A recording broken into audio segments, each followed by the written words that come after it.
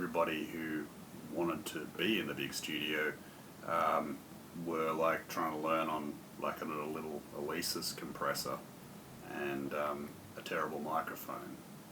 And now they've virtually got that LA2A or the... Yeah, everybody's got a studio, which is amazing. But I mean, when I was at university, nobody had their own setups. A couple of people had 4-track cassettes that they could do stuff on. But you waited for the studio to be available to work in the studio. There was one 24-track analog studio, one 8-track analog studio, and that was it. And when you weren't in one of those studios, it's not like now where it's like, oh, I'll go mix at home for 3 hours. I mean, it's incredible how easy it is to gain access to the tools, which also then can be dangerous because also instead of learning a few tools really well, you just start collecting like every plugin you can possibly find, and then when you go to your plugin menu, you don't even know where to start. So any approach can have its own pitfalls, but yeah, the resources available now are just incredible. But there are a lot of people who are very nostalgic for the old model where you could just be in a room and learn from an engineer because there were 1,000 studios in every city and you could be an assistant and work under different engineers and producers and learn. And that is an amazing way to learn. But at the same time, now there are millions of videos online and a lot of them good. And some of them are very specifically how to listen to compression. And you get to hear a single source, different attack and release times, different topologies of compressors, and you say, great, I love FET compressors on snares now. And I know why I would want a slow attack to get the transient through, as opposed to just like, oh, I've seen someone use this compressor on snare. And then if you get to the point where it doesn't work on a particular song, you kind of don't know what to do. So it's really easy to get a thorough education, but it's also interesting because I've seen this lately where someone will have watched some videos online, and whether the videos are right or not doesn't even matter, but they get some rules about things, about if you, like best practices. We don't even call them rules because rules is ridiculous and something creative, but best practices in terms of level or gain structure, whatever. But they don't have the complete set of rules. They have a few rules, and so to adhere to those rules, they do crazy things in other parts of their mix. And that's where I think the problem is trying to get a complete education. And it's why I actually advocate for going to school for a bit, because at least there's a curriculum where someone has thought, like, here's all the stuff you should probably know, instead of you just cherry picking or not understanding some of the videos you watched earlier on, but you never go back to them. So educating yourself is really, really hard because there's no right answer, but I still think it's really important to sort of chase the basics. There's a little bit of a myth about all analog things being better than all digital things, and that's not a little myth, that's a gigantic myth, and it is completely a myth.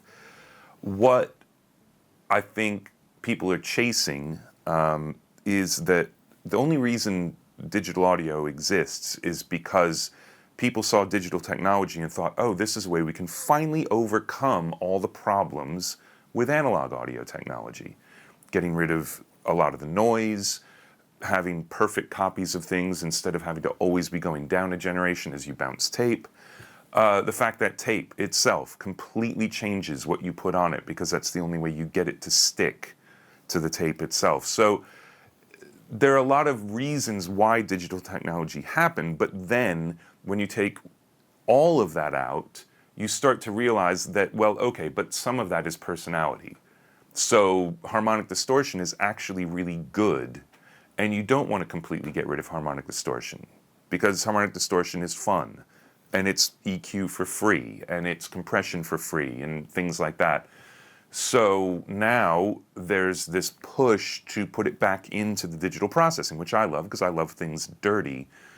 But I don't want random out of control dirty again. I now love that I've got control over how much dirt. So if I want a clean EQ, I've got a clean EQ that does exactly what I tell it.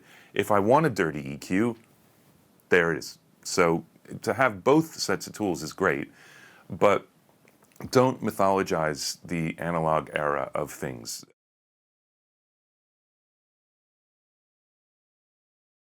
There have been a few projects where, not anymore, but when I was transitioning, where people wanted me to mix on the console. Like, well, we're going to mix it on the console, right? I said, well, no, because that's not what I'm doing now.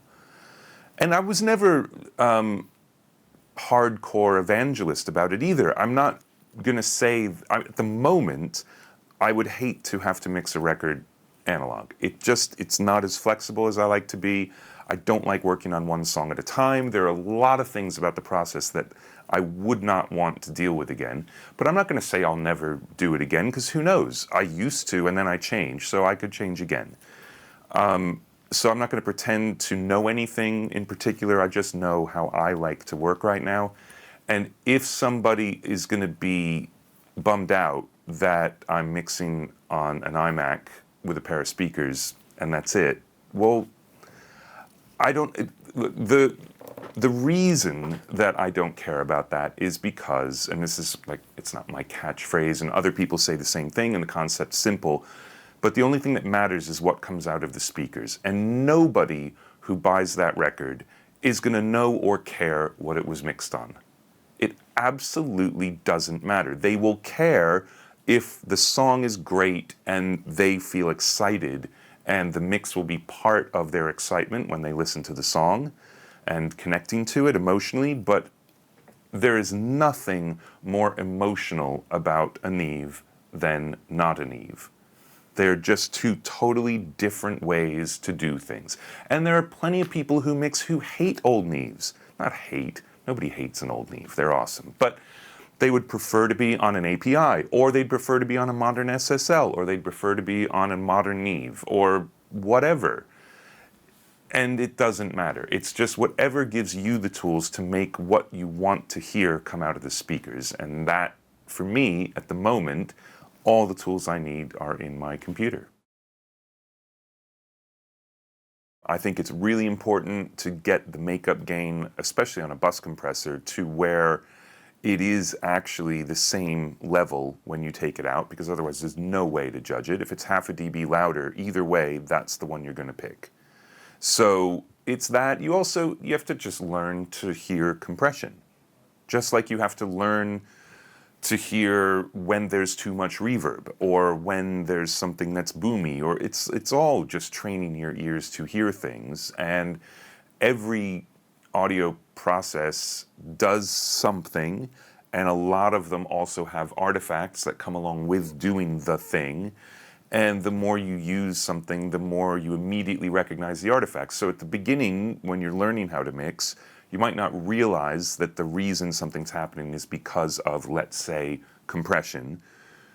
But 10 years in, you absolutely know. So you don't even really think about it. You're just automatically bringing levels down to hit things the way you want to hit them, or upping the threshold, or, whatever the option is.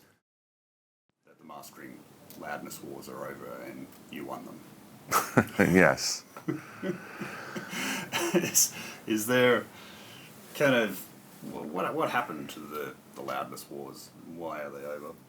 I don't think...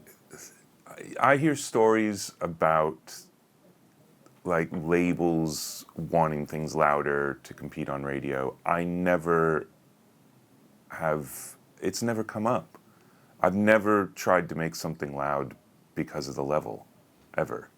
So, I say that as a joke because of the Metallica record, because that won. But we weren't going after a particular level at all. That was the record we were making, and it's always just been the record we were making. So, yeah, it's a joke, but as far as I'm concerned, I was never part of the Loudness War. I mix loud. That's what I do. And the mixes are getting quieter now, but that's just because taste changes, my taste, other bands' taste. But yeah, anyway, that's it.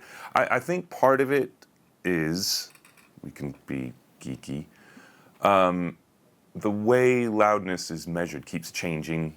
So you want to talk about your peak level, your RMS level, and now they talk about long-term levels with LUFS and things. And it doesn't really measure anything that's particularly relevant, because I know records I've mixed even recently are above whatever the standard is at the moment with the digital streaming services, and they all have different reference levels and they all change them whenever they feel like it. So it's not like you can work towards a standard, because there isn't a standard, and they will change it. And most likely they will change it because they're quieter than the other services and people complain. So then they will become louder. So to try and adhere to that is ridiculous. But also, even though knowing that if you measure some of the records I've done recently against those standards, that my records are louder, so therefore they're being turned down, I've never had a band say, hey, our record sounds quiet on Spotify. And if they did, I would be upset about that. Like, that's no good. It needs to compete in that when you hear it, it's exciting. And it won't be exciting if it sounds much quieter than everything else. And obviously the stuff is being turned down, but nobody's ever said that. So the units they're using to measure it aren't how you perceive things anyway. Right. So I basically ignore all of that. I don't pay any attention.